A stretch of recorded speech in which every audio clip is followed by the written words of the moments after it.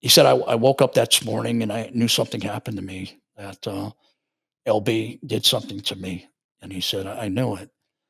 He said, I ended up leaving. I didn't, I went and slept. It was raining. I went home. I didn't want to be a part of it. LB kept calling me. I might not have it exactly right, but I Yeah. have the circumstances, how he told it. And I'm looking at Doug and I had tears in my eyes because I knew LB before him, and I felt some guilt, because I suffer from what took place by seeing it. But I know that I was a minor, so I didn't play any part. So I'm listening to the story, and I was crying. He didn't have any tears, and he was looking straight out the window. And he said LB kept calling me, Lang, and he get a hold of my girlfriend. I didn't want to be a part of it, but my girlfriend told him that where I was. So he said a couple weeks went by. LB called me, and he said, "Hey, I'll meet with you." So he ended up getting a gun. I can't remember exactly what he said, so I'm not going to say it. He had a gun, whether it's from his father. And he said he went back to LB's, which I knew up on Doheny. So this is '84. And he said, LB, I want you to do what you did to me. And, you know, let me give you a back rub. So he was going to try to put something on. LB said, what are you doing? He opened up a window. So I'm just going through it quick. And I'm watching Doug's face. And he's looking out the window, out at the car. And I'm just looking at him. I got tears in my eyes because I know his pain. But I just, he was cold to callous. He went to prison as a minor, but he got out, when he turned an adult.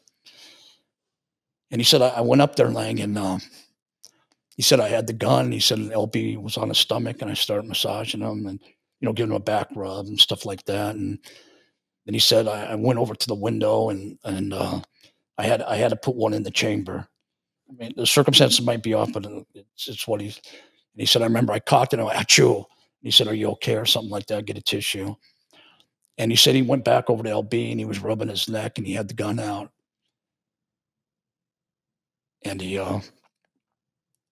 said, "Has anybody ever talked about killing you?" And he said, "Nah, nah, nah, nah."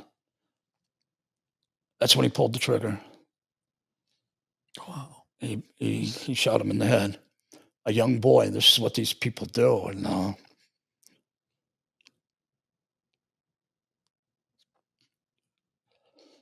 You're okay, Lane. Take your time. I told Doug I was sorry because I wasn't the one that did it.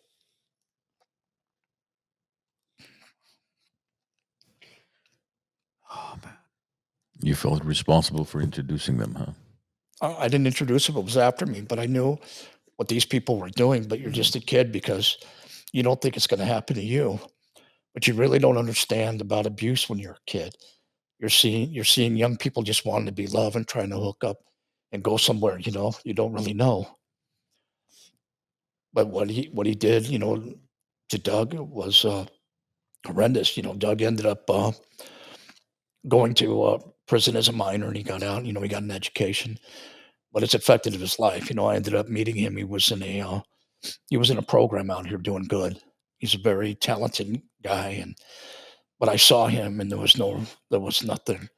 It was still embedded in him, and His soul was taken away from him. yeah, I told him I was sorry. I told him I wanted him to have what I have, and I wanted to be free. And I said, I wanted you to forgive me. Did Doug forgive you? He said, I took care of it, Lang.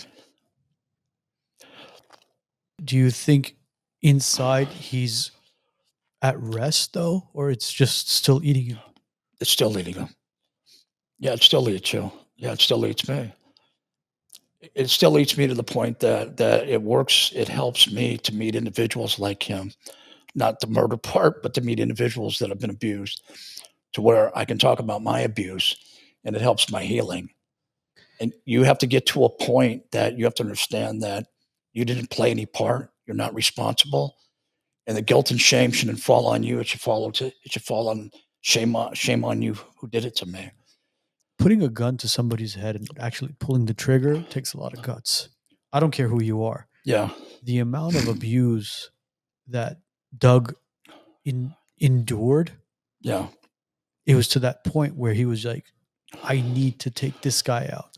Now, whether it was the abuse that he felt or what was going through Doug's head as far as taking LB out so he doesn't do this to more children. I mean, I don't even know. I don't even know how these individuals process touching a child and doing those horrendous things with them. Is it abuse that they felt and they're just continually just maybe coping with it that way by continuing the abuse on other individuals? You know, I really not got into it. I really don't. I understand. I've heard a lot about that, and I really don't. I don't really care. I mean, I care about what they went through, but for what they do, it's an excuse. I understand all that. In fact, I have one of the best therapists in the United that's known. Is I have Nancy Irwin. Nancy Irwin's been on many shows, stuff like that, documentaries, and she's been put into my world by Children of the Night, Dr. Lois Lee. So my therapist, she also works with individuals that commit these crimes, and she does it so that she can understand their mind, and it's something that we can't understand. You know, you could go to churches and pastors and ask them, and there's no answer for these individuals. There's none. Now, who was your perpetrator? It's a gentleman. I'm involved in a case right now, so I've done a lot of interviews on it. So yeah, it's better at this time that I don't say his name or discuss any of the specifics. How long has the trial been going on? We've been in a court case for 40 years. How many years? 4 years. 4 years. I have one of the first cases in Los Angeles that names the perpetrator publicly. Why is it taking so long? Because the fact is that the individual's never going to meet in the court date. You know, COVID has a lot to do with it too. I see. So we're at a point right now that, you know, hopefully discussions and stuff like that. Is he showing up to court cases at all? Yeah, he has attorneys and stuff like that. Yeah. And he's present. Yeah, he's present. Yeah, but the attorneys usually, well, no, neither one of our president. The attorneys go, and what's happened is they postpone it. So in cases like this, they take a long time. COVID kind of backed up everything for a few years, but we're at a point right now to where we're talking. How do these attorneys even take a case like this? I mean, how could you defend a pedophile? You know, you go back to 1980, you know, with me back to 1980, 1981. So you got a 40-year-old case. So it's, you know, he said, she said, but then you back it up with, you know, with evidence, substantial, you know, evidence, whatever they call it, you know, with people that know about, you know, his behaviors and stuff like that.